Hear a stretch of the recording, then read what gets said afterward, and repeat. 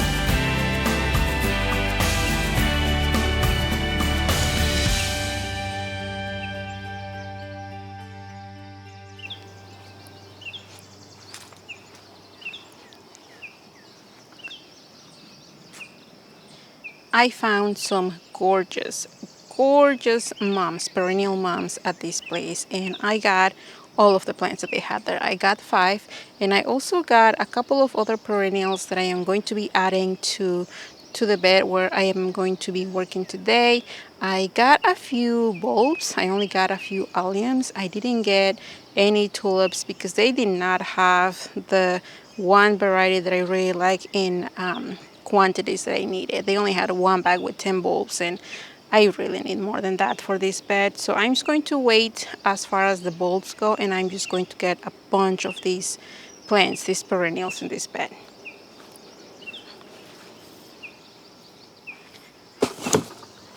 I have to say that I have quite a lot options here. I have a lot of quantities of some things. I know that I'll probably won't use a lot of these guys here for this bed. The bed where I'm going to be working, where I'm going to plant a lot of these perennials, is this retainer wall, which I call it retainer wall, tall raised bed. This is on the west side of the house, and it's about 21 feet long and about 3.5, close to 4 feet wide. The only plants, the only perennials that I have here right now are these gorgeous rosé geraniums, and they have been here for 2-3 years and they are doing amazing. I do have to trim them quite a bit, quite drastically, at least twice a year, so they don't just take over this whole bed. So I'm going to be keeping an eye on those. But I also got these Goldilocks. These are perennials from Proven Winners. They did have a lot of Proven Winner material at that nursery where I went, but I also like that they have a lot of other companies, not just Proven Winners. But I do have a bunch of these. I think I got like 7. If you guys hear construction going on, it's because my husband is working outside on the other side of the house. Okay, so I have a bunch of these guys that I am hoping to put towards the end of the bed so that they sort of cascade. The other plant, the other perennials that I got at that nursery are these gorgeous, gorgeous garden moms. I mean, they're just beautiful. They're supposed to be the big kind of moms, so I'm going to play with the placement of where I want these guys, but my gosh, look at the color. Look at that beautiful, beautiful color. These are supposed to be perennials from zones 4 to 9, and they require sun or part sun for 4 to 6 hours. So I know that they're definitely going to get plenty on this side of the house. I'm really, really super excited for this. And I have 5 of these guys. I also have all of the lavender that I started from seed this year. It was super easy to do, to start these guys from seed. They took a little bit of time to get going, but I wasn't sure earlier in the year, I wasn't sure where I was going to put them. So I just kept them in little containers. I mean, these terracotta containers are very, very small, and they just kept on going here, and that's pretty much what I wanted. I can even take them out of the container. That tells me that the roots, oh, look at that. The roots are definitely very thick, so they just need more space, and hopefully they like it here. I have tons of these. Right here I have 2. I have 5 plants right here, but I also have at least 5 more on the other side on another container. I am going to try to plant these ones here, and then we'll see if I need more. I'll just grab the others. I also decided to go with roses for the trellis that I have here going on the west side of the house. I already have this cattle panel here. It's already installed. They are about, I believe they're about 7 feet tall or so. So this area, this whole area, 21 feet long, is plenty for my roses that I am going to put here. I decided to go with just one type of rose from David Austin. I am going to put Bathshebas on this side of the house. This guy right here, if you watched that video earlier in the year, it was, I believe, in May. It's just a little clip that I show you how I purchased these bare root rose from David Austin from their website. And I put it here in this, I don't know, 5-gallon container. And look at how much growth. I mean, hopefully you can see it on the video. Look at how much growth this guy has gotten in this season alone. So that tells me that this guy is going to be doing really, really well here. I love this rose. This is the one that I have on the arch trellis in front of the garage. And I think those roses are doing amazing there. They're getting full sun. So hopefully these roses do well here. Since I only had one, I went online a couple of months ago and I ordered myself 3 more. And at the time, how do I get these guys out?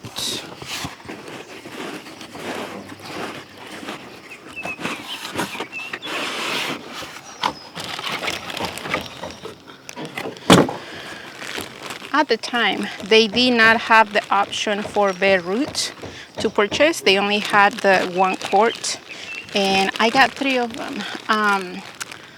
I have been searching and researching a little bit about how much these guys really grow, and I could have done 3, and they probably will be okay with 3 roses on these huge trellis. But I'm going to do 4 just because I already have the other one, and I don't know, I like to see like a really thick. I want to see like the branches kind of growing close towards each other. So I am going to plant 4 of these Bathsheba roses, and also, I don't know that I can pick it up, this sedum. This one is a Rock and Grow Back in Black sedum. I believe that I have 3 plants here.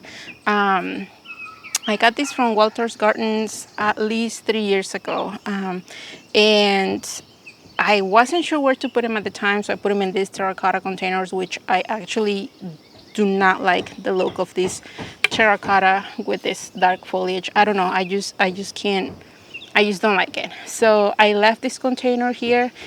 Believe it or not, this container has been outside for 3 seasons through the winter with these perennials in it. I have not given any protection or anything like that, and the sedum has just been coming up stronger year after year. So it is time for me to actually move these guys. So I am going to somehow very carefully, because sedum, I am very bad at keeping this sedum nice and steady whenever I'm moving them. So I'm going to try to transplant them, because I noticed that it has a lot of shoots coming from the ground level, from the potting soil level.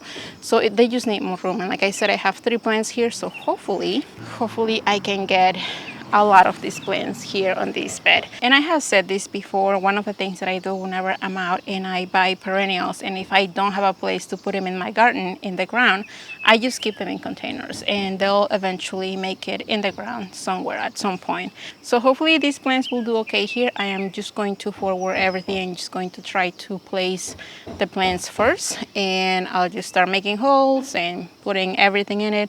I am not going to add any fertilizer right now because it's towards the end of the season. I mean, there is at least 1 more month of good weather before we get the first frost here in central Indiana. So I just want to get these plants in the ground, trying to get them established somewhat, and then hopefully next year I can give you an update on these beautiful plants and how they all kind of work together in this space.